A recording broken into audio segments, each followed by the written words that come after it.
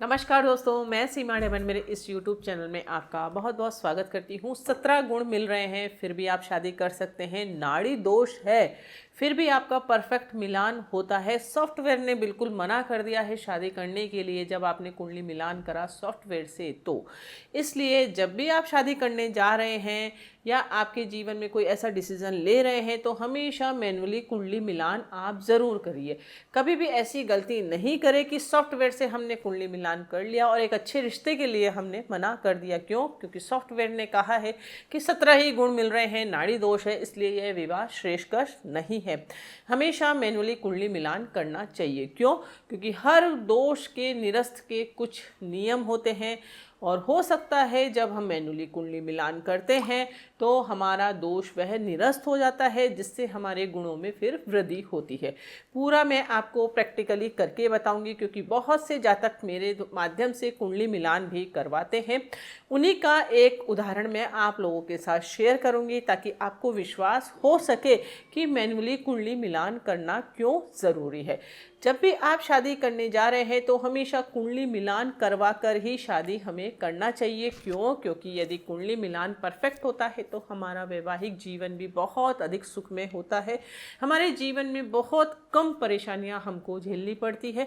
Divorce जैसे योग हमारी कुंडली में फिर नहीं बनते हैं।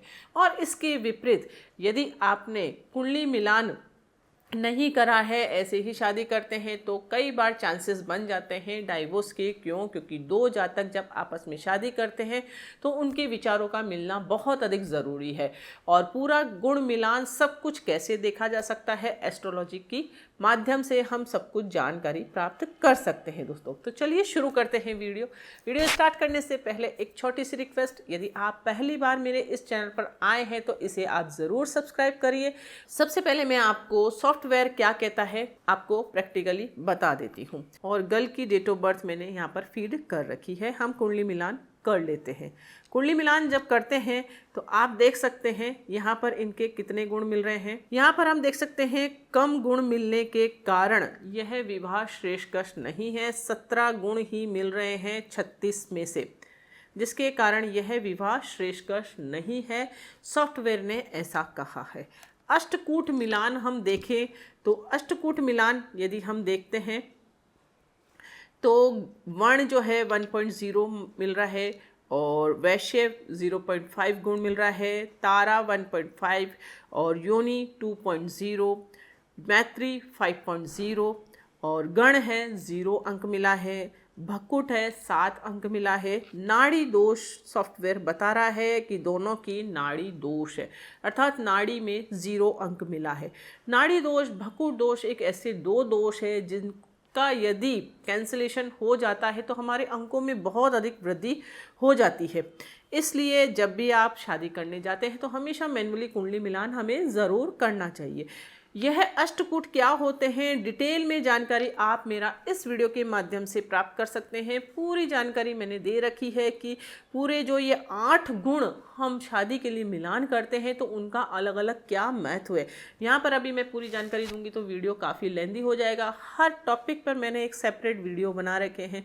भक्कुट दोष क्या होता है, नाड़ी दोष क्या होता है, मंगल दोष कैंसिलेशन के क्या नियम होते हैं, अष्टकूट मिलान हमारा क्या होता है, सभी वीडियोस के लिंक मैं डिस्क्रिप्शन में आप लोगों को दे दूंगी। आप चाहेंगे डिटेल में जानकारी प्राप्त करना तो आप उन वीडियो को ज़रूर देखिए दोस्तों। यह तो हो गया हमारा सॉफ्टवेयर से कुंडली मिलान की सॉफ्टवेयर ने बिल्कुल मना कर दिया है। अब हम चलते हैं हमारा मैनुअली कुंडली मिलान के ऊपर कि मैनुअली कुंडली मिलान हमारा क्या कहता है। यह बॉय और गर्ल की हम देख सकते हैं पूरा बर्थ डिटेल मैंने आपको फीड करा। यहाँ पर पूरा बॉय और गर्ल की बर्थ डिटेल यहाँ पर मैंने बनाकर पूरी कुंडली बनाती हूँ। उसमें हम सबसे पहले स्टेप में क्या देखते हैं, मंगल दोष है कि नहीं है। मंगल दोष निरस्त के बहुत सारे नियम होते हैं। कई बार सॉफ्टवेयर में मंगल दोष के कारण भी विवाह करना श्रेयस्कर नहीं माना जाता है। इसलिए मंगल दोष निरस्त के क्या क्या नियम होते हैं आप यह वीडियो देखकर जान सकते। अब आप बार बार सोचते होंगे कि मैडम बार बार बोलती है कि यह वीडियो देख लो, यह वीडियो देख लो। क्यों? क्योंकि सारी जानकारी एक साथ देना पॉसिबल नहीं होता है, इसलिए अलग अलग सभी टॉपिक के ऊपर वीडियो बना रखे हैं। यदि आप खुद सीख रहे हैं एस्ट्रोलॉजी तो आप देखिए, अन्यथा यहीं पर आप समझ लीजिए कि मैनुअली कुंडली मिलान करना क्यों अधिक ज़रूरी है। यह आप देख सकते हैं 11 नंबर की कुंडली बनी है। शनिदेव जो है यहाँ पे लग्न में स्थित है, अच्छी अवस्था में है। हमको सबसे पहले मंगल दोष को देखना है, यानी कि मंगल कहाँ पर स्थित है। मंगल हम देख सकते हैं यहाँ पर 5वें भाव में स्थित है। तो 5वें भाव में यदि मंगल स्थित होता है तो मंगल दोष नहीं लगता है। मंगल दोष कब लगता है? मंगल यदि प्रथम हाउस में हो, 4th हाउस में हो, 7th हाउस में हो, या 12th हाउस में हो, या फिर 8th हाउस में हो और 2nd हाउस में भी हो। और उसके अलावा मंगल दोष के निरस्त के नियम बहुत सारे होते हैं। मंगल दोष इन पोजीशन पर लगता है, यदि मंगल यहाँ इन हाउसेस में स्थित हो तो मंगल दोष लगता है। लेकिन कौन से टर्म कंडीशन में लगता है, निरस्त के बहुत सारे नियम हैं। तो मंगल दोष यहाँ पर नहीं है, यानी कि बॉय की कुंडली में मंगल दोष नहीं है, यानी कि हमको फर्स्ट नंबर ओके मिला है। जितने अधिक अच्छे नंबर हमको मिलेंगे उतना ही अधिक अच्छा कुंडली मिलान हमारे जीवन के लिए अच्छा, उतना ही अधिक कुंडली मिलान हमारा होता है। अब गल की कुंडली में हम देख लेते हैं मंगल दोष है कि नहीं है। तो मंगल यहाँ पर 6ठे भाव में स्थित है, तो गल की कुंडली में भी मंगल दोष नहीं है। तो दोनों के अंकों में मतलब वृद्धि हुई है, अर्थात मंगल दोष का जो हमारा फर्स्ट पॉइंट था दोनों के लिए क्लियर है, अर्थात दोनों ही लड़कियां और लड़की मांगलिक नहीं है। सेकंड पॉइंट हम देखना है 7th हाउस की स्थिति। 7th हाउस की स्थिति क्यों देखी जाती है? क्योंकि 7th हाउस जो होता है हमारे सुखी वैवाहिक जीवन को दर्शाता है। जब भी विवाह से संबंधित कोई भी प्रश्न हो तो 7th हाउस की स्थिति को देखा जाता है। तो 7th हाउस जितना अधिक अच्छा होगा वैवाहिक जीवन आपका उतना ही अधिक सुखद होगा। 2nd हाउस का मालिक कौन बनता है? सूर्य, जो कि 2nd हाउस में स्थित है। आप देख सकते हैं अच्छी पोजीशन पर है और इनकी पावर भी अच्छी है। यहाँ पावर लिखने की जगह नहीं रहती है, इसलिए पावर भी देखी जाती है। ओके, अब 7th हाउस की स्थिति गल की कुंडली में हम देख सकते हैं कि चंद्रमा कहाँ पर स्थित है? हम देख सकते हैं 10th भाव में स्थित है, यानी कि प्लेसमेंट अच्छा है और 7th भाव की स्थिति भी अच्छी है। तो दोनों ही पॉइंट हमारे को ओके मिल गए हैं, यानी कि मंगल दोष नहीं है। 7th हाउस भी बॉय और गर्ल की कुंडली में अच्छा है। अब बात आती है चंद्र राशि। चंद्र राशि का मतलब क्या होता है? जब बॉय और गर्ल अर्थात दो जातक आपस में विवाह करते हैं तो दोनों का मन मिलना बहुत अधिक ज़रूरी है। उनकी पसंद और नापसंद दोनों की अगदी एक जैसी होगी तो विचारों में मतभेद बहुत कम होगा। क्यों? अगर किसी को हम पसंद करते हैं, सामने वाला भी उसी चीज़ को पसंद करता है, तो लड़ाई झगड़े का पॉइंट आता ही नहीं है। इसलिए चंद्र राशि का मिलना बहुत अधिक ज़रूरी है यदि सुखी वैवाहिक जीवन आपको चाहिए तो। अब गल की चंद्र राशि हम देख लेते हैं क्या है। चंद्रमा जिस राशि में स्थित होता है वही चंद्र राशि होती है। तो चंद्रमा हम देख लेते हैं यहाँ 10 नंबर राशि में स्थित है, अर्थात बॉय की चंद्र राशि क्या हुई? मकर राशि। तो यहाँ लिखकर पूरा बकायदा बताया जाता है। और गल की चंद्र राशि क्या है? गल की चंद्रमा यहाँ पर देख सकते हैं 7 नंबर पर स्थित है। तो गल की चंद्र राशि क्या हुई? तुला राशि। तो यहाँ पर लिखें, अब मकर राशि का राशि स्वामी कौन होता है? शनिदेव। और तुला राशि का राशि स्वामी कौन होता है? शुक्रदेव। तो शुक्रदेव और शनिदेव आपस में मित्र है, तो दोनों की चंद्र राशि क्या हुई? मित्र। अब इसके विपरीत यदि दोनों में शत्रु भाव होगा तो दोनों के विचार नहीं मिलेंगे, दोनों शत्रुता के भाव रखेंगे तो बार बार वैवाहिक जीवन में तनाव उत्पन्न होगा, बार बार ग्रह कलेश जैसी स्थिति उत्पन्न होगी। तो इस पॉइंट को देखना बहुत अधिक ज़रूरी है, दोनों का चंद्र राशि मिलना बहुत अधिक ज़रूरी है। अब बात आती है कारक ग्रह। कारक ग्रह का मतलब क्या होता है? बॉय की कुंडली में शुक्र की स्थिति कैसी है? शुक्र कौन है? पत्नी का कारक, अर्थात शुक्र की स्थिति जितनी अधिक स्ट्रांग होगी पत्नी का सुख बॉय की कुंडली में अधिक अच्छा होगा। अर्थात जो विधुर और विधवा योग हम देखते हैं वही यह कारक ग्रह बताते हैं, यानी कि इनके विधुर होने के योग बहुत अधिक कम बनते हैं। यानी कि पत्नी अच्छी हो गई तो उसका स्वास्थ्य वगैरह सब अच्छा होगा। तो शुक्र की स्थिति हम देख लेते हैं कैसी है। तो शुक्र हम देखें 2nd भाव में है और उच्च राशि में स्थित है। उच्च राशि में शुक्र का स्थित होना, वो भी धन भाव में स्थित होना, बहुत अधिक अच्छा माना जाता है। क्यों? क्योंकि शुक्र हमारी कुंडली में धन, वैभव, लग्जरी लाइफ का कारक ग्रह होता है। माँ लक्ष्मी की साक्षात कृपा रहती है यदि किसी की जातक की कुंडली में शुक्र उच्च राशि में स्थित हो। उच्च राशि यानी कि मीन राशि में वह स्थित हो तो उसे धन की कभी भी कमी नहीं होगी, अर्थात फाइनेंस पोजीशन बॉय की कुंडली में स्ट्रांग आती है, पत्नी की स्थिति बॉय की कुंडली में स्ट्रांग आती है, तो शुक्र की स्थिति कुंडली में मजबूत अवस्था में है। और शुक्र भाग्य भाव का मालिक भी है, उच्च हो गया है, तो भाग्य भी बॉय का अच्छा है, ऊंचा है, यानी कि भाग्यशाली है जातक। इस प्रकार से सभी चीज़ें देखी जाती है। और शुक्र जो है इनकी कुंडली में सुख सुविधाओं का मालिक भी है, और सुख सुविधाओं का मालिक भी यदि उच्च हो गया है तो आप समझ सकते हैं कितना अधिक अच्छा यह है, एक राजयोग जैसी स्थिति जातक की कुंडली में उत्पन्न होती है। तो शुक्र अच्छा है, यानी कि पत्नी का सुख बॉय की कुंडली में अच्छा है। अब हम गुरु की स्थिति देख लेते हैं गर्ल की कुंडली में। गुरु कौन है? गर्ल की कुंडली में गुरु उसके पति का कारक ग्रह है, अर्थात वही पति का सुख कितना होगा, अर्थात विधवा होने की योग तो नहीं है। तो गुरु की स्थिति कैसी होगी? गुरु हम यहाँ देख लेते हैं भाग्य भाव में स्थित है, अर्थात जातक की कुंडली में भी, अर्थात गर्ल की कुंडली में भी गुरु की स्थिति अच्छी अवस्था में है, अच्छा प्लेसमेंट है, डिग्री वाइज अच्छा है। तो बॉय की कुंडली और गर्ल की कुंडली में गुरु और शुक्र की स्थिति दोनों अच्छी है, अर्थात हमारे चारों पॉइंट ओके हो गए हैं, मंगल दोष नहीं है, 7th हाउस अच्छा है, कारक ग्रह अच्छा है, चंद्र राशि मित्र है। अब अष्टकूट मिलान पर हम आ जाते हैं। हमने देखा था शुरू में अष्टकूट मिलान में नाड़ी दोष बता रहा था। तो नाड़ी दोष कब लगता है? आपको मेरा यह वीडियो ज़रूर देखना होगा, इसमें मैंने डिटेल में जानकारी दे रखी है। यहाँ मैं नियम नहीं समझाते सकती हूँ, यहाँ मैं आपको पूरा डिटेल हर चीज़ बता रही हूँ। तो आपको यदि नाड़ी दोष के बारे में संपूर्ण जानकारी प्राप्त करनी है तो यह वीडियो आपको ज़रूर देखना पड़ेगा।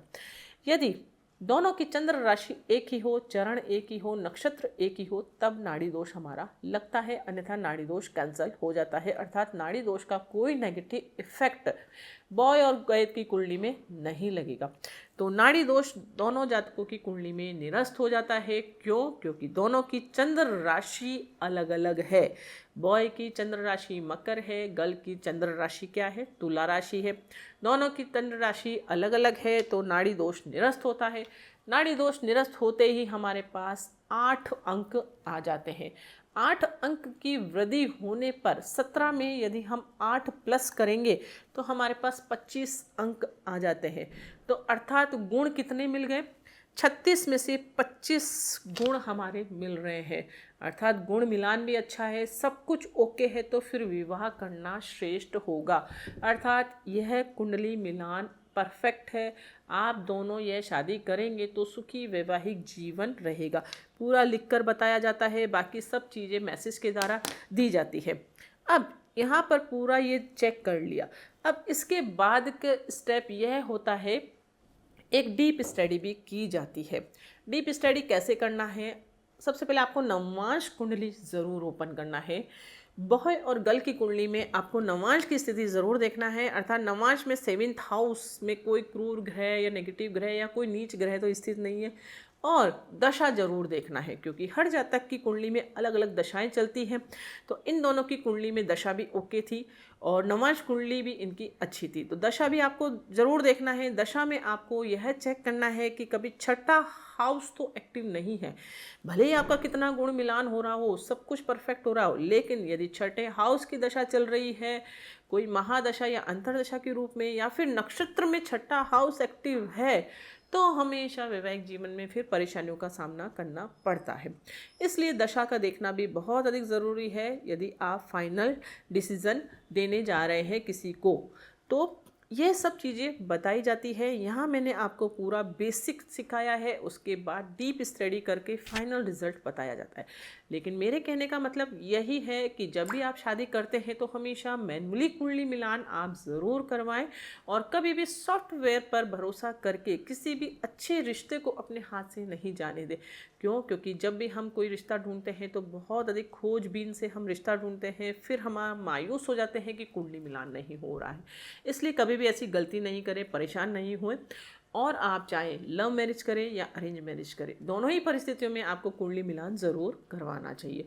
कई बार ऐसी स्थिति होती है कि हमारा 60% 80% कुंडली मिलता है, कुछ ऐसे 1-2 दोष यदि हो जाते हैं उत्पन्न तो उपाय भी संभव है। और कई बार ऐसा होता है कि बिल्कुल टोटली कुंडली नहीं मिलती है, तो फिर शादी के लिए मना भी किया जाता है।